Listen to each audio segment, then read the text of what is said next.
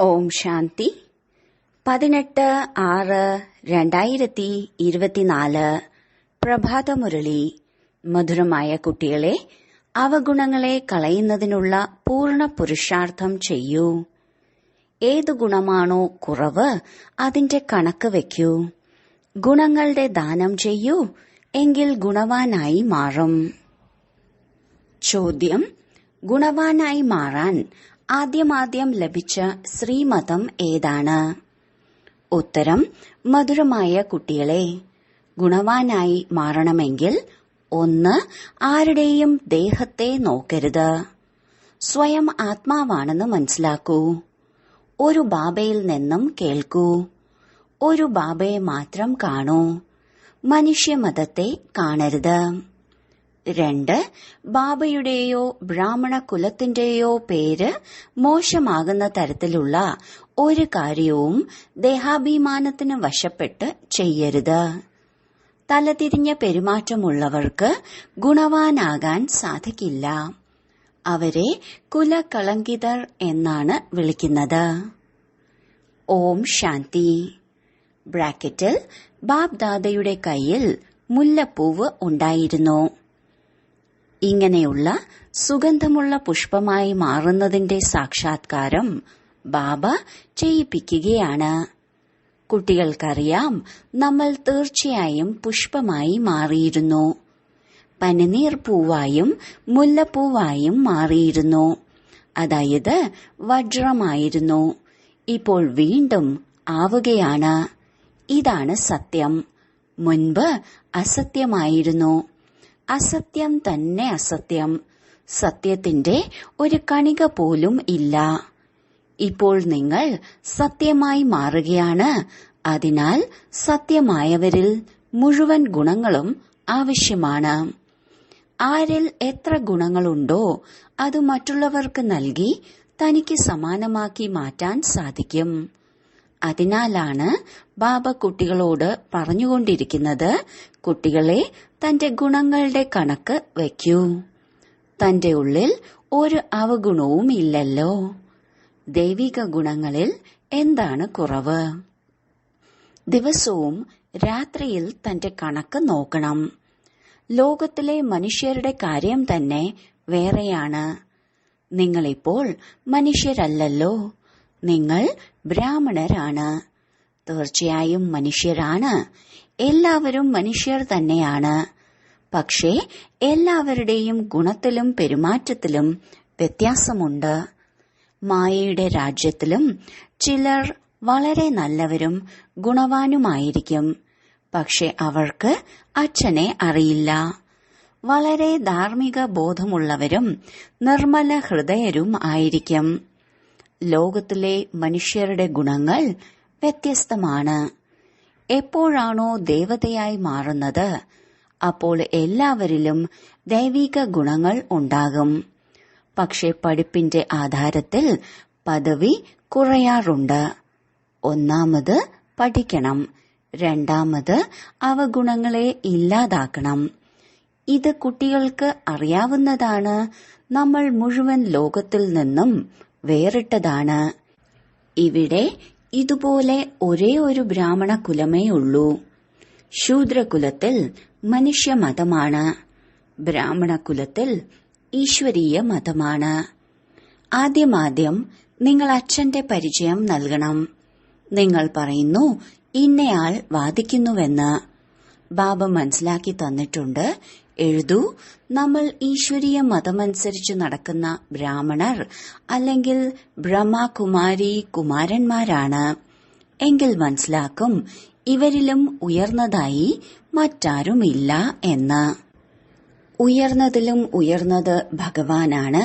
അതിനാൽ ഞങ്ങൾ ഭഗവാന്റെ മക്കൾ ഭഗവാന്റെ മതപ്രകാരമാണ് നടക്കുന്നത്. മനുഷ്യമതത്തിലൂടെ ഞങ്ങൾ നടക്കുകയില്ല.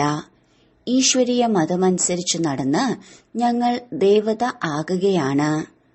മനുഷ്യമതം പൂർണമായും ഉപേക്ഷിച്ചിരിക്കുന്നു. പിന്നീട് നിങ്ങളോട് ആർക്കും വാദിക്കാൻ കഴിയില്ല. ചിലർ ചോദിക്കും, ഇത് എവിടെ നിന്നാണ് കേട്ടത്? ആരാണ് പഠിപ്പിച്ചത്? നിങ്ങൾ പറയും, ഞങ്ങൾ ഈശ്വരീയ മതത്തിലാണ്. പ്രേരണയുടെ കാര്യമില്ല. പരിധിയില്ലാത്ത അച്ഛനായ ഈശ്വരനിൽ നിന്നും ഞങ്ങൾ മനസ്സിലാക്കിയിട്ടുണ്ട്. പറയൂ, ഭക്തിമാർഗത്തിലെ ശാസ്ത്രങ്ങളിലെ മതമനുസരിച്ച് നമ്മൾ ഒരുപാട് നടന്നു. ഇപ്പോൾ നമുക്ക് ഈശ്വരീയ മതം ലഭിച്ചിരിക്കുന്നു. ഇപ്പോൾ കുട്ടികൾക്ക് ബാബയുടെ മഹിമ ചെയ്യണം. ആദ്യമാദ്യം ബുദ്ധിയിൽ ഇരുത്തണം, നമ്മൾ ഈശ്വരീയ മതത്തിലാണ്. മനുഷ്യ മതത്തിലൂടെ ഞങ്ങൾ നടക്കുന്നില്ല, കേൾക്കുന്നു പോലുമില്ല. ഈശ്വരൻ പറഞ്ഞിട്ടുണ്ട്, മോശമായത് കേൾക്കരുത്, മോശമായത് കാണരുത്. മനുഷ്യമതമാണ്. ആത്മാവിനെ കാണൂ, ശരീരത്തെ കാണരുത്. ഇത് പതീത ശരീരമാണ്. ഇതിലിനി എന്താണ് കാണാനുള്ളത്? ഈ കണ്ണുകൾ കൊണ്ട് ഇതിനെ കാണാതിരിക്കൂ. ഈ ശരീരം പതീതത്തിലും പതീതമാണ്. ഇവിടെയുള്ള ഈ ശരീരം നേരെയാകാനുള്ളതല്ല, ഇനിയും പഴയതാകാനുള്ളതാണ്. ദിനം പ്രതിദിനം നേരെയാകുന്നത് ആത്മാവാണ്. ആത്മാവാണ് അവിനാശി. അതിനാലാണ് ബാബ പറയുന്നത്, മോശമായത് കാണരുത്, ശരീരത്തെ പോലും കാണരുത്. ദേഹസഹിതം ദേഹത്തിന്റെ എന്തെല്ലാം സംബന്ധങ്ങളുണ്ടോ അതിനെയെല്ലാം മറക്കണം. ആത്മാവിനെ കാണൂ, ഒരേ ഒരു പരമാത്മാ പിതാവിൽ നിന്നും കേൾക്കൂ. ഇതിലാണ് പരിശ്രമം. ഇത് വലിയ വിഷയമാണ് എന്ന് നിങ്ങൾക്ക് അനുഭവമാകുന്നു. ആരാണോ സമർത്ഥരായവർ അവർക്ക് പദവിയും ഉയർന്നത് ലഭിക്കും. സെക്കൻഡിൽ ജീവൻ മുക്തി പ്രാപ്തമാക്കാൻ സാധിക്കും. പക്ഷെ പുരുഷാർത്ഥം പൂർണമായി ചെയ്തില്ലെങ്കിൽ വളരെയധികം ശിക്ഷകൾ അനുഭവിക്കേണ്ടതായി വരും. നിങ്ങൾ കുട്ടികൾ ബാബയുടെ പരിചയം നൽകുന്നതിനായി അന്ധരുടെ ഊന്നുവടിയായി മാറിയിരിക്കുന്നു. ആത്മാവിനെ കാണാൻ കഴിയില്ല, അറിയാനേ കഴിയൂ. ആത്മാവ് എത്ര ചെറുതാണ്. ഈ ആകാശ തത്വത്തിൽ നോക്കൂ, മനുഷ്യൻ എത്ര സ്ഥലമാണ് ഉപയോഗിക്കുന്നത്. മനുഷ്യൻ വരികയും പോകുകയും ചെയ്യുന്നില്ലേ? ആത്മാവ് എവിടേക്കെങ്കിലും പോവുകയോ വരികയോ ചെയ്യുന്നുണ്ടോ? ആത്മാവ് എത്ര കുറച്ച് സ്ഥലമാണ് ഉപയോഗിക്കുന്നത്. ചിന്തിക്കേണ്ട കാര്യമാണ്. ആത്മാക്കളുടെ കൂട്ടമുണ്ടാകും. ശരീരത്തെ വെച്ച് നോക്കുമ്പോൾ ആത്മാവ് എത്ര ചെറുതാണ്. അത് എത്ര കുറച്ചു സ്ഥലമാണ് ഉപയോഗിക്കുന്നത്. നിങ്ങൾക്കാണെങ്കിൽ താമസിക്കാനായി വളരെയധികം സ്ഥലം വേണം. ഇപ്പോൾ നിങ്ങൾ കുട്ടികൾ വിശാല ബുദ്ധി ആയിരിക്കുന്നു. ബാബ പുതിയ ലോകത്തിലേക്കായി പുതിയ കാര്യങ്ങൾ പറഞ്ഞു തരികയാണ്. മാത്രമല്ല, പറഞ്ഞു തരുന്ന ആളും പുതിയതാണ്. മനുഷ്യരാണെങ്കിൽ എല്ലാവരിൽ നിന്നും കൃപ യാചിച്ചുകൊണ്ടിരിക്കുകയാണ്. തന്നോട് തന്നെ കൃപ കാണിക്കാൻ തന്റെ ഉള്ളിൽ ശക്തിയില്ല. നിങ്ങൾക്ക് ശക്തി ലഭിക്കുന്നുണ്ട്. നിങ്ങൾ ബാബയിൽ നിന്നും സമ്പത്ത് എടുത്തിട്ടുണ്ട്. മറ്റാരെയും ദയാഹൃദയൻ എന്ന് പറയാൻ കഴിയില്ല. മനുഷ്യനെ ഒരിക്കലും ദേവതയെന്ന് വിളിക്കാൻ കഴിയില്ല. ദയാഹൃദയനായ ഒരേ ഒരു ബാബയാണ് മനുഷ്യനെ ദേവതയാക്കി മാറ്റുന്നത്. അതിനാലാണ് പറയുന്നത്, പരമപിതാവ് പരമാത്മാവിന്റെ മഹിമ അപരം അപാരമാണ്, പരിധി ഇല്ലാത്തതാണ്. ഇപ്പോൾ നിങ്ങൾക്കറിയാം, ബാബയുടെ ദയയ്ക്ക് പരിധികളില്ല. ബാബ നിർമ്മിക്കുന്ന പുതിയ ലോകത്തിൽ എല്ലാം പുതിയതായിരിക്കും. മനുഷ്യരും മൃഗങ്ങളും പക്ഷികളും എല്ലാം സതോ പ്രധാനമായിരിക്കും. ബാബ മനസ്സിലാക്കി തന്നിട്ടുണ്ട്, നിങ്ങൾ ശ്രേഷ്ഠമായി മാറുമ്പോൾ നിങ്ങളുടെ ഉപകരണങ്ങളും അതുപോലെ ഉയർന്ന തരത്തിലുള്ളവ ആയിരിക്കും എന്ന് പാടിയിട്ടുണ്ട്. ആരിൽ നിന്നാണോ വിശ്വത്തിന്റെ ചക്രവർത്തി പദവി ലഭിക്കുന്നത്, ആ ബാബയെയും ശ്രേഷ്ഠത്തിലും ശ്രേഷ്ഠം എന്നാണ് മഹിമ പാടുന്നത്. ബാബ വ്യക്തമായി പറയുന്നു, ഞാൻ താലത്തിൽ സ്വർഗം കൊണ്ടുവന്നിരിക്കുന്നു. അവരാണെങ്കിൽ താലത്തിൽ നിന്നും കുങ്കുമം മുതലായവ എടുക്കുന്നു. എന്നാൽ ഇവിടെ പഠിപ്പാണ് കാര്യം. ഇതാണ് സത്യമായ പഠിപ്പ്. നമ്മൾ പഠിക്കുകയാണ് എന്ന് നിങ്ങൾ മനസ്സിലാക്കുന്നുണ്ട്. നിങ്ങൾ പാഠശാലയിലേക്ക് വന്നിരിക്കുകയാണ്. നിങ്ങൾ വളരെയധികം പാഠശാലകൾ തുറക്കൂ. എങ്കിൽ നിങ്ങൾ ചെയ്യുന്ന കാര്യങ്ങൾ കാണപ്പെടും. അഥവാ പിന്നീട് ആരെങ്കിലും തലതിരിഞ്ഞ കാര്യങ്ങൾ ചെയ്യുകയാണെങ്കിൽ അത് പേര് മോശമാക്കും. ദേഹാഭിമാനമുള്ളവർ ചെയ്യുന്ന കാര്യങ്ങളേ വേറെയായിരിക്കും. അഥവാ ചെയ്യുന്ന കാര്യങ്ങൾ ഇങ്ങനെയുള്ളതാണ് എന്ന് കണ്ടാൽ അത് എല്ലാവരിലും കളങ്കം ചാർത്തും. ഇവരുടെ പ്രവൃത്തികളിൽ ഒരു മാറ്റവുമില്ലെന്ന് മനസ്സിലാക്കും. അതിലൂടെ ബാബയുടെ നിന്ന ചെയ്യുകയല്ലേ. സമയം എടുക്കും. മുഴുവൻ ദോഷവും ബാബയ്ക്കാണ് വരുന്നത്. പെരുമാറ്റം വളരെ നല്ലതായിരിക്കണം. നിങ്ങളുടെ സ്വഭാവം മാറ്റാൻ എത്ര സമയമെടുക്കുന്നു? നിങ്ങൾക്കറിയാം, ചിലരുടെ സ്വഭാവം വളരെ നല്ലതും ഒന്നാന്തരവുമായിരിക്കും. അത് കാണാനും കഴിയും. ബാബ ഇരുന്ന് ഓരോ കുട്ടികളെയും നോക്കും. ഇവരിൽ കളയേണ്ടതായ എന്ത് കുറവാണ് ഉള്ളത്? ഓരോരുത്തരുടെയും പരിശോധന നടത്തുന്നു. കുറവ് എല്ലാവരിലും ഉണ്ട്. അതിനാൽ ബാബ എല്ലാവരെയും നോക്കിക്കൊണ്ടിരിക്കുന്നു. റിസൾട്ട് നോക്കിക്കൊണ്ടിരിക്കുന്നു. ബാബയ്ക്ക് കുട്ടികളോട് സ്നേഹമുണ്ടാകുമല്ലോ. ഇവരിൽ ഇന്ന കുറവുണ്ട്, അതിനാൽ ഇവർക്ക് ഉയർന്ന പദവി പ്രാപ്തമാക്കാൻ സാധിക്കില്ല എന്ന് ബാബയ്ക്ക് അറിയാം. അഥവാ കുറവുകൾ പരിഹരിച്ചില്ലെങ്കിൽ അത് വലിയ ബുദ്ധിമുട്ടാകും. നോക്കുമ്പോൾ തന്നെ മനസ്സിലാകും. ഇനിയും സമയമുണ്ട് എന്നത് അറിയാം. ഓരോരുത്തരുടെയും പരിശോധന നടത്തുന്നു. ബാബയുടെ ദൃഷ്ടി ഓരോരുത്തരുടെയും ഗുണങ്ങളിൽ പെടുന്നുണ്ട്. നിങ്ങളിൽ ഒരു അവഗുണവും ഇല്ലല്ലോ എന്ന് ചോദിക്കും. ബാബയുടെ മുന്നിൽ സത്യം പറയും. ചിലരിൽ ദേഹാഭിമാനമുണ്ടാകും. അവർ സത്യം പറയില്ല.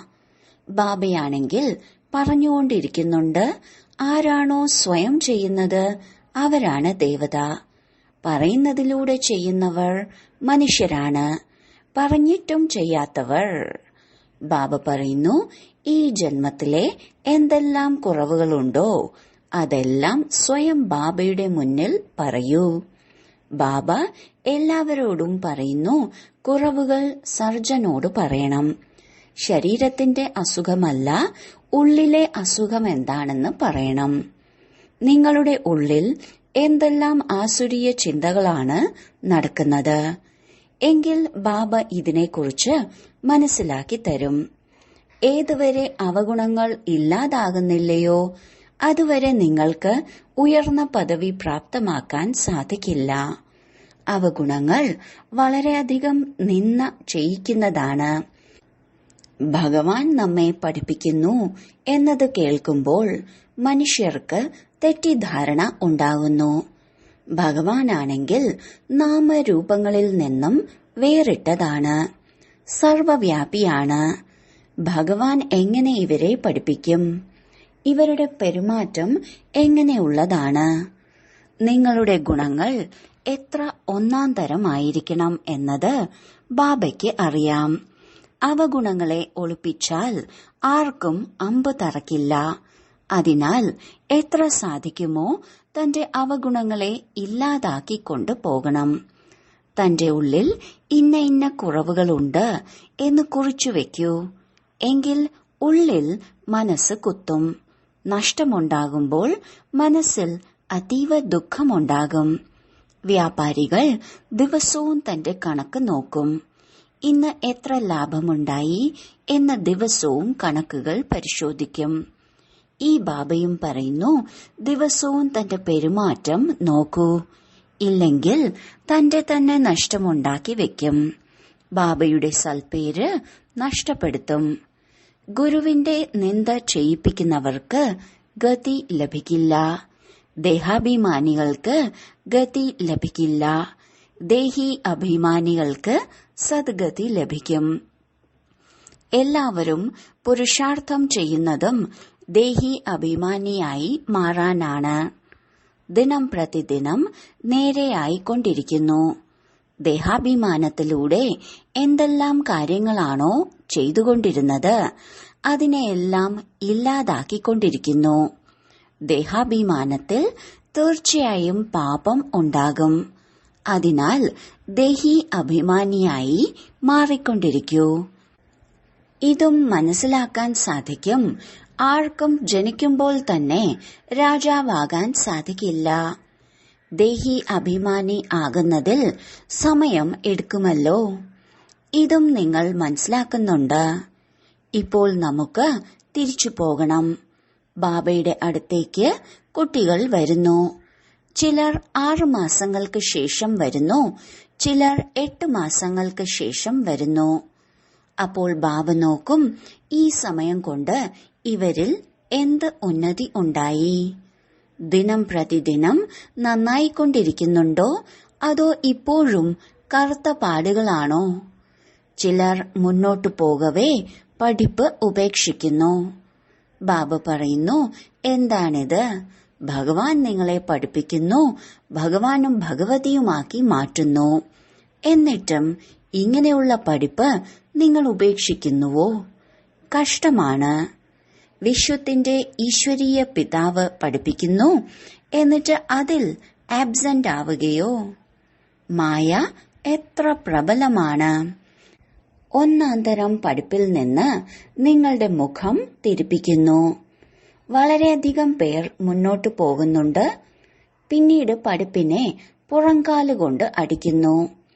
ഇത് നിങ്ങൾ മനസ്സിലാക്കുന്നുണ്ട്. ഇപ്പോൾ നമ്മുടെ മുഖം സ്വർഗത്തിന് നേരെയാണ്, കാല് നരകത്തിന് നേരെയും. നിങ്ങളാണ് സംഗമയുഗത്തിലെ ബ്രാഹ്മണർ.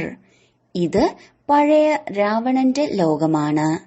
നമ്മൾ ശാന്തിധാമം വഴി സുഖധാമത്തിലേക്ക് പോകും. കുട്ടികൾക്ക് ഇത് തന്നെ ഓർമ്മ വയ്ക്കണം. സമയം വളരെ കുറവാണ്. ശരീരം നാളെ വേണമെങ്കിലും വിടാം.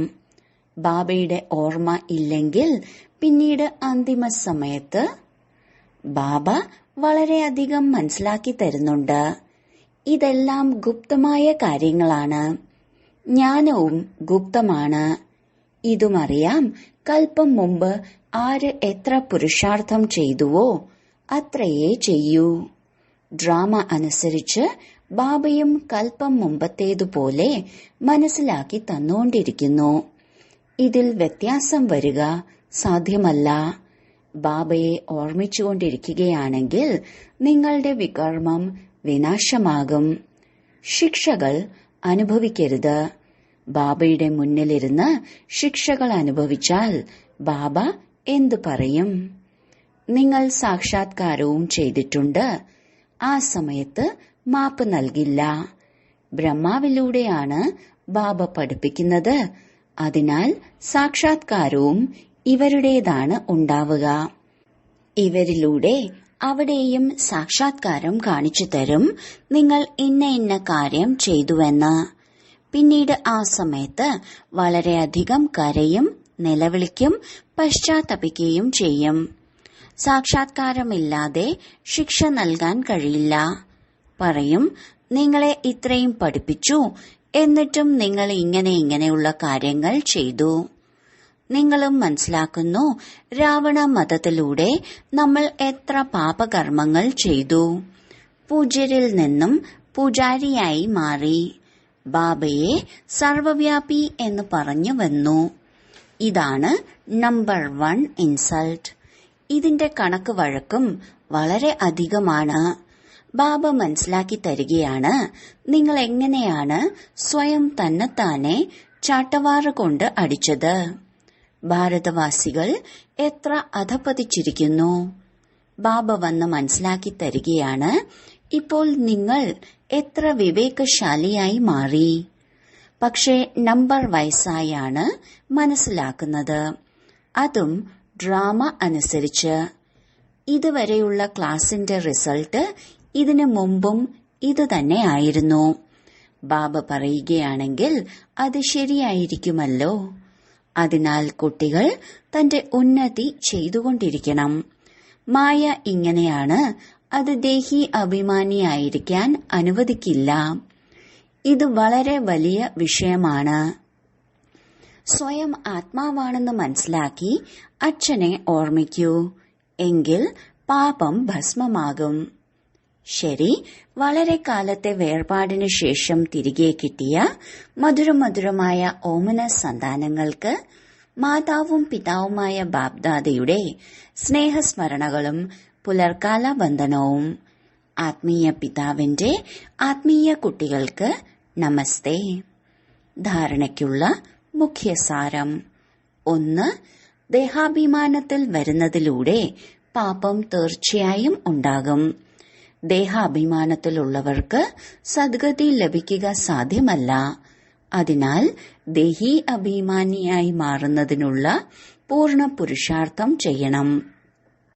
ബാബയുടെ നിന്ദ ചെയ്യിക്കുന്ന തരത്തിലുള്ള ഒരു കർമ്മവും ഉണ്ടാകരുത്. 2. ഉള്ളിലെ അസുഖങ്ങൾ എന്തെല്ലാമാണെന്ന് ബാബയോട് സത്യം സത്യമായി പറയണം. അവഗുണങ്ങൾ ഒളിപ്പിക്കരുത്. എന്റെ ഉള്ളിൽ എന്തെല്ലാം അവഗുണങ്ങളുണ്ട് എന്ന് തന്റെ പരിശോധന നടത്തണം. പഠിപ്പിലൂടെ സ്വയം ഗുണവാനായി മാറണം. വരദാനം: പരിധിയുള്ള റോയൽ ഇച്ഛകളിൽ നിന്ന് മുക്തമായിരുന്ന് സേവനം ചെയ്യുന്ന നിസ്വാർത്ഥ സേവാധാരിയായി ഭവിക്കട്ടെ. ബ്രഹ്മബാബ എങ്ങനെയാണോ കർമ്മത്തിന്റെ ബന്ധനങ്ങളിൽ നിന്ന് മുക്തമായി വേറിട്ടിരിക്കുന്നതിന്റെ തെളിവ് നൽകിയത്, സേവയുടെ സ്നേഹത്തിന്റേതല്ലാതെ മറ്റ് ഒരു ബന്ധനവും ഇല്ലായിരുന്നു. സേവനത്തിൽ ഉണ്ടാകുന്ന പരിധിയുള്ള ഇച്ഛകൾ പോലും കർമ്മക്കണക്കുകളുടെ ബന്ധനത്തിൽ ബന്ധിക്കുന്നു. സത്യമായ സേവാധാരി ഈ കർമ്മക്കണക്കുകളിൽ നിന്നുപോലും മുക്തമായിരിക്കുന്നു. എങ്ങനെയാണോ ദേഹത്തിന്റെ ബന്ധനം, ദേഹത്തിന്റെ സംബന്ധങ്ങളുടെ ബന്ധനം, അതുപോലെ സേവനത്തിൽ സ്വാർത്ഥത, ഇതും ബന്ധനമാണ്. ഈ ബന്ധനത്തിൽ നിന്ന് അഥവാ റോയലായ കർമ്മക്കണക്കുകളിൽ നിന്ന് മുക്തമായി നിസ്വാർത്ഥ സേവാധാരി ആകൂ. സ്ലോഗൻ: വാഗ്ദാനങ്ങളെ ഫയലിൽ സൂക്ഷിക്കാതെ ഫൈനലാക്കി, അതായത്